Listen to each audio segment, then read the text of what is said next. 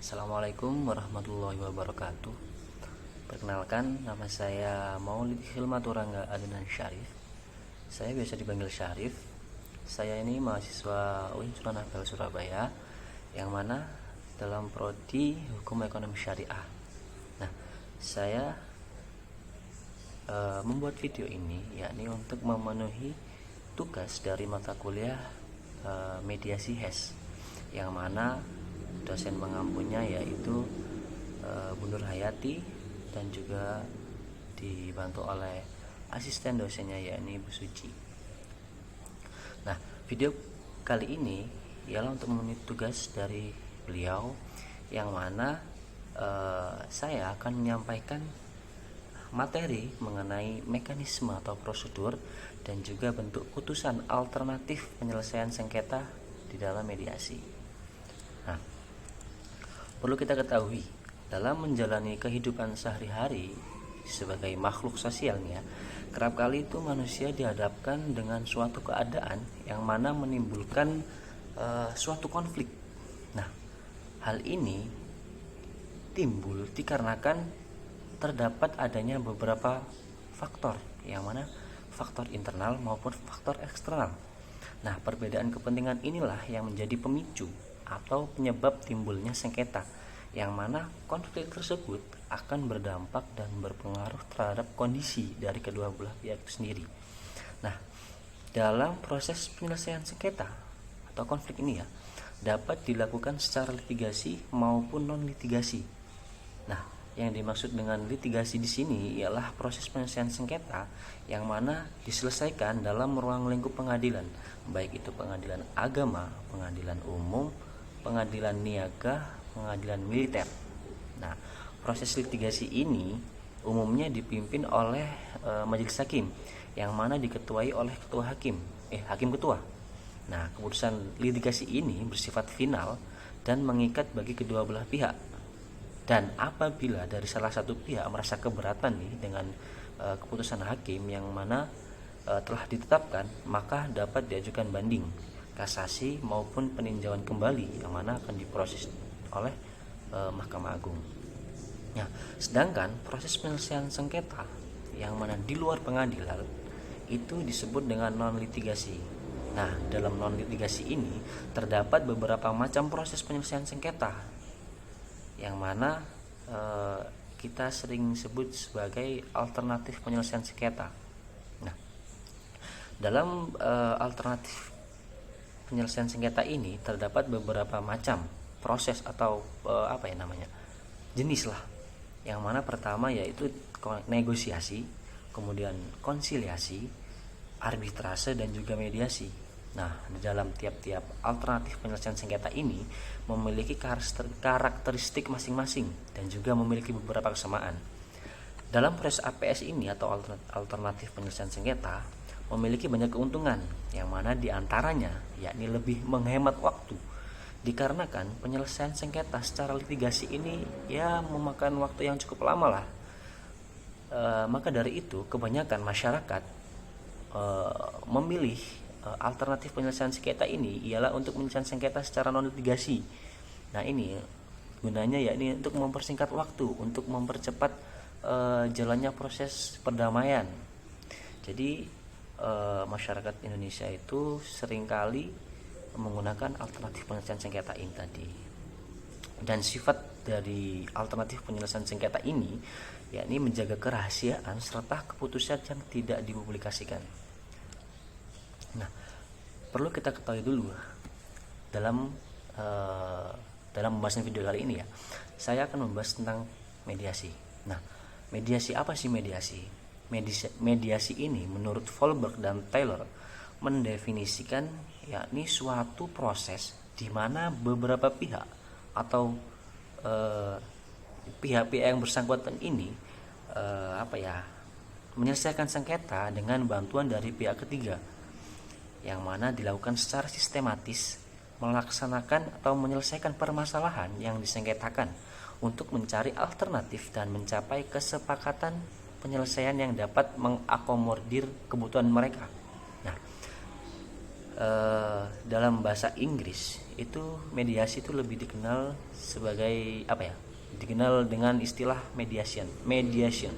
Yang mana mediation ini atau mediasi, Marwah dan Jimmy ini mengartikan yakni suatu proses penyelesaian sengketa yang mana melibatkan pihak ketiga untuk melakukan perdamaian serta memberi solusi yang dapat diterima oleh kedua belah pihak yang bersengketa dengan adanya pengikutsertaan pihak ketiga dalam menyelesaikan sengketa antara kedua belah pihak tersebut.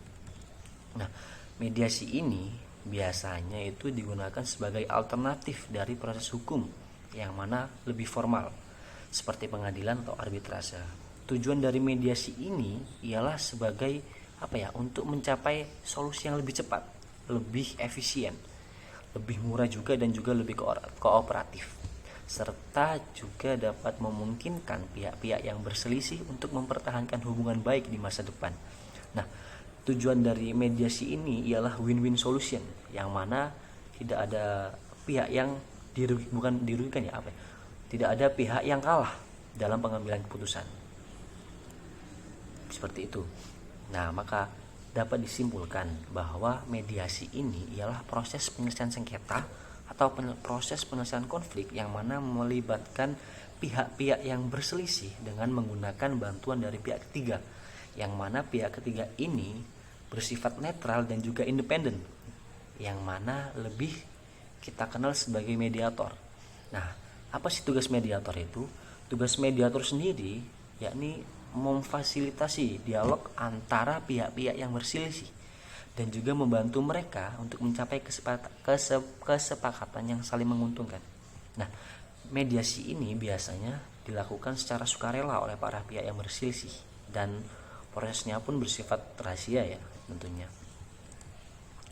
Kemudian ada juga mediasi. Nah, mediasi ini juga terdapat landasan yuridisnya dan ada dasar hukumnya juga, yang mana di Indonesia terdapat pada Undang-Undang Nomor 30 Tahun 1999 tentang arbitrase dan juga alternatif penyelesaian sengketa.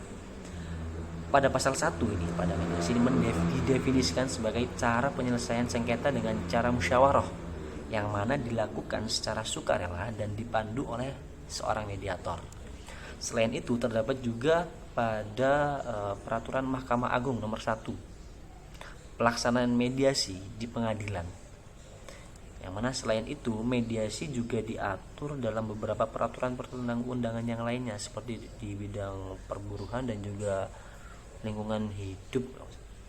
Nah, dalam prakteknya mediasi ini telah diakui sebagai salah satu alternatif penyelesaian sengketa yang mana diatur dalam perjanjian atau kontrak bisnis antara beberapa pihak yang mana terlibat dalam suatu transaksi bisnis. Adapun cara-cara mediator dalam perundingan dalam proses mediasi ini yakni agar dapat memimpin diskusi dalam perundingan, menjaga atau memelihara dalam proses perundingan, memelihara aturan yang telah ditetapkan untuk melaksanakan proses mediasi. Kemudian mendorong kedua belah pihak untuk menyampaikan masalah atau kepentingannya dari masing-masing pihak secara terbuka, dan mendorong serta menyadarkan bahwa sengketa bukanlah seharusnya yang dimenangkan, akan tetapi sengketa ini ialah diselesaikan, mendengar, mencatat serta mengajukan pertanyaan dan membantu para pihak untuk memperoleh titik temu atau solusi dari suatu persengketaan tadi. Ada pula prosedur mediasi tertera pada Peraturan Mahkamah Agung nomor 1 tahun 2016 tentang prosedur mediasi di pengadilan, dan juga ada juga di Undang-Undang nomor 30 tahun 1999 tentang arbitrase dan juga alternatif penyelesaian sengketa.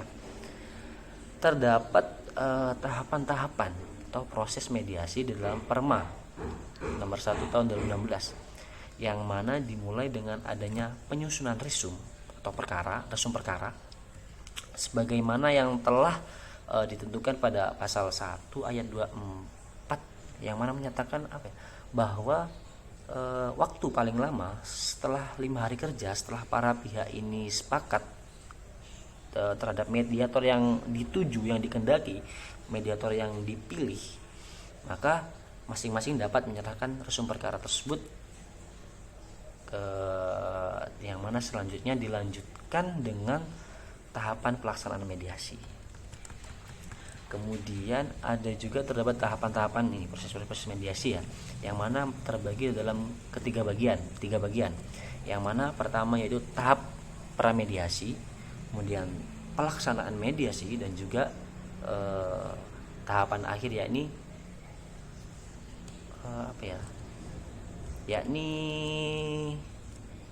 implementasi hasil mediasi ya, implementasi hasil mediasi. Nah, sekarang pada tahapan pramediasi. Nah, di dalam pramediasi, apa sih pramediasi ini? Pramediasi ini ialah tahapan awal atau pertama dalam prosedur mediator untuk menyusun langkah dan persiapan sebelum dimulainya suatu proses mediasi. Nah, dalam tahapan ini merupakan tahapan yang sangat penting dikarenakan akan menentukan berjalan atau tidaknya proses mediasi yang selanjutnya. Sebelum proses mediasi dilakukan, maka terlebih dahulu dilakukan tahapan pramediasi. Tahapan-tahapan tersebut diantaranya yang pertama yakni pada sidang pertama yang dihadiri oleh kepala pihak, hakim mewajibkan para pihak untuk menempuh mediasi. Ketidakhadiran pihak tergugat tidak menghalangi pelaksanaan mediasi, dan juga hakim melalui kuasa hukumnya atau langsung kepada para pihak ini mendorong para pihak untuk berperan langsung atau aktif dalam proses mediasi. Itu kalau di dalam pengadilan ya. Dalam tahapan pramediasi, seorang mediator ini haruslah dapat melakukan beberapa hal, yang mana diantaranya yakni haruslah menjalin hubungan yang baik dengan para pihak, memiliki strategi untuk membimbing proses mediasi, serta mengumpulkan dan menganalisa informasi latar belakang masalahnya. Kemudian juga menyusun rencana mediasi, serta harus membangun rasa kepercayaan antara kedua belah pihak, yang mana dan melakukan kerjasama lah hitungannya di antara kedua belah pihak. Kemudian tahapan yang kedua yakni tahapan pelaksanaan mediasi. Dalam tahapan pelaksanaan mediasi ini kedua belah pihak dihadapkan satu sama lain ya, dan juga langsung melaksanakan proses mediasi. Proses mediasi ini dilaksanakan dengan beberapa tahapan. Yang pertama yakni memulai sesi mediasi. Kemudian ada juga untuk merumuskan masalah nih. Apa sih masalah-masalah yang dihadapi dari kedua belah pihak ini, serta menyusun agenda. Kemudian mengungkapkan kepentingan baik itu kepentingan yang benar-benar terlihat ataupun kepentingan yang tersembunyi oleh para pihak. Nah, maka harus diungkapkan secara terbuka.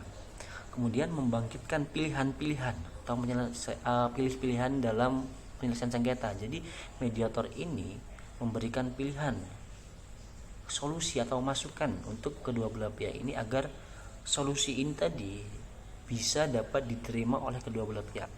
Kemudian menganalisa dari pilihan-pilihan tersebut apakah cocok untuk penyelesaian sengketa ini, apakah saran tersebut atau pilihan tersebut cocok atau bisa diterima dari kedua belah pihak. Nah, maka itu tugas dari mediator. Kemudian ada juga proses tawar-menawar serta kesepakatan yang formal, yang mana kesepakatan tadi akan ditandatangani oleh kedua belah pihak, yang mana akan dibuktikan dalam fakta anjading. Kemudian tahapan yang akhir yakni implementasi hasil dari mediasi. Nah, dalam tahapan ini yang mana kedua belah pihak menjalankan hasil dari kesepakatan proses mediasi tadi. Nah, proses mediasi yang dilakukan tadi pastinya kan akan menimbulkan jika itu berhasil, maka akan keluar yang namanya kesepakatan. Nah, kesepakatan atau hasil dalam mediasi inilah yang dijalankan dalam pelaksanaan mediasi tadi, yang mana telah dituangkan dalam akta persetujuan atau akta perdamaian yang secara tertulis. Jadi kedua belah pihak ini menjalankan hasil dari kesepakatan tersebut, yang mana berdasarkan atas komitmen yang mereka nyatakan selama proses mediasi. Kemudian ada juga bentuk-bentuk dari mediasi. Nah, dalam putusan mediasi itu sedikit banyak tergantung pada kemampuan dan kapasitas atau kapasitor dari seorang mediator. Mediator di sini sangat berperan penting, yang mana memegang peranan yang amat penting untuk menjembatani kedua belah pihak yang bersangkutan jika terjadi adanya suatu sengketa. Perlu adanya rekonsiliasi dan perbaiki hubungan antara kedua belah pihak. Memperbaiki kehubungan dan juga rekonsiliasi ini sangatlah diperlukan untuk terciptanya kembali kehidupan yang damai dan juga harmonis. Pada dasarnya mediasi ini ialah musyawarah mufakat, yang mana sebagai salah satu cara atau proses dalam pemecahan masalah sengketa yang disengketakan oleh kedua belah pihak. Yang pemecahan masalah sengketa yang dimaksud di sini ialah mediasi yang di luar pengadilan ya. Putusan mediasi ini biasanya memiliki berbagai bentuk putusan, tergantung dari jenis mediasinya juga ya, tergantung dari kesepakatan antara kedua belah pihak juga. Adapun beberapa putusan, yang mana putusan dari mediasi ini beragam, untuk meliputi yang pertama yaitu kesepakatan tertulis. Kesepakatan tertulis yang mana para pihak ini menandatangani sebuah kesepakatan tertulis yang mana memuat hasil dari mediasi. Nah, biasanya kalau seseorang telah melakukan mediasi dan mediasi tersebut berhasil, nah maka dituangkan dalam perjanjian tertulis atau kesepakatan tertulis yang mana memuat hasil dari mediasi tadi, termasuk solusi dan juga jalan keluar yang telah disepakati. Kemudian ada juga yang kedua, yakni kesepakatan lisan. Nah, para pihak ini mencapai kesepakatan secara lisan dalam mediasi dan tidak membuat kesepakatan tertulis. Jadi tidak membuat kesepakatan tertulis atau perjanjian yang tertulis, akan tetapi secara langsung diomongkan, yang mana dibuktikan oleh seorang mediator tadi, yang mana mediator tersebut membuat catatan terkait tentang hasil mediasi itu tadi. Kemudian ada juga rekomendasi dari mediator. Nah, mediator ini juga mengeluarkan rekomendasi atau saran kepada beberapa pihak yang bersengketa mengenai solusi atau jalan keluar yang dianggap dapat mengakhiri perselisihan. Kemudian ada juga kesepakatan informal, yang mana para pihak mencapai kesepakatan secara informal dengan mempertimbangkan hasil dari mediasi serta mengadopsi kesepakatan informal itu tadi ke dalam perjanjian yang terpisah. Kemudian tidak banyak juga mediasi yang berhasil, ada pula mediasi yang gagal. Jadi bagaimana mediasi yang gagal ini? Nah, dalam beberapa kasus mediasi yang tidak berhasil mencapai kesepakatan, dalam hal ini para pihak itu memutuskan untuk mengakhiri mediasi dan mencari solusi lain, entah itu dari alternatif penyelesaian sengketa yang lainnya ya, sampai dengan jalur hukum lewat pengadilan. Jadi pilihan putusan mediasi di luar pengadilan ini akan disesuaikan dengan kebutuhan dari kedua belah pihak dan konsiderasi khusus lainnya seperti ketentuan hukum yang mana berlaku dan kemampuan kedua belah pihak untuk melaksanakan kesepakatan tersebut. Akan tetapi putusan mediasi di luar pengadilan haruslah dibuat dengan tetap memperhatikan aspek keadilan dan juga kebenaran, yang mana akan menimbulkan sebab dan akibat dari kedua belah pihak itu sendiri. Jadi bisa disimpulkan dari pernyataan yang di atas bahwa mediasi ialah salah satu cara dari alternatif dispute resolution atau alternatif penyelesaian sengketa, yang mana mediasi ini merupakan salah satu cara untuk menyelesaikan suatu sengketa dalam menyelesaikan suatu sengketa yang mana melibatkan pihak ketiga, melibatkan bantuan dari pihak ketiga, yang mana pihak ketiga tersebut disebut sebagai mediator. Dan tujuan dari mediasi ini ialah untuk mencapai atau mendapatkan solusi yang lebih cepat, lebih murah dan juga lebih kooperatif, serta juga memungkinkan bagi beberapa pihak yang berselisih untuk mempertahankan hubungan baik di masa depan. Dan juga tujuan tersebut ialah untuk win-win solution. Jadi tidak ada yang kalah di dalam pengambilan putusan tersebut. Kemudian terdapat 3 bagian, 3 tahapan dari mediasi, yakni tahapan pramediasi, kemudian tahapan pelaksanaan mediasi, dan juga tahapan implementasi dari hasil mediasi. Mediasi pun terdapat dasar hukumnya juga, yang mana tadi dijelaskan, yakni Peraturan Mahkamah Agung nomor 1 tahun 2016 tentang prosedur mediasi di pengadilan, dan juga ada di Undang-Undang nomor 30 tahun 1999 tentang arbitrase dan alternatif penyelesaian sengketa. Kemudian bentuk putusan yang dikeluarkan dari alternatif penyelesaian sengketa yakni kesepakatan tertulis, kemudian kesepakatan secara lisan, kemudian rekomendasi mediator, kesepakatan informal, atau juga dari proses mediasi tersebut tidak ada kesepakatan atau gagal. Ya, jadi mungkin seperti itu pembahasan seputar dari mekanisme atau prosedur serta bentuk putusan dari proses mediasi tadi. Ya, cukup sekian yang bisa saya sampaikan. Akhirul kalam. Assalamualaikum warahmatullahi wabarakatuh. Terima kasih.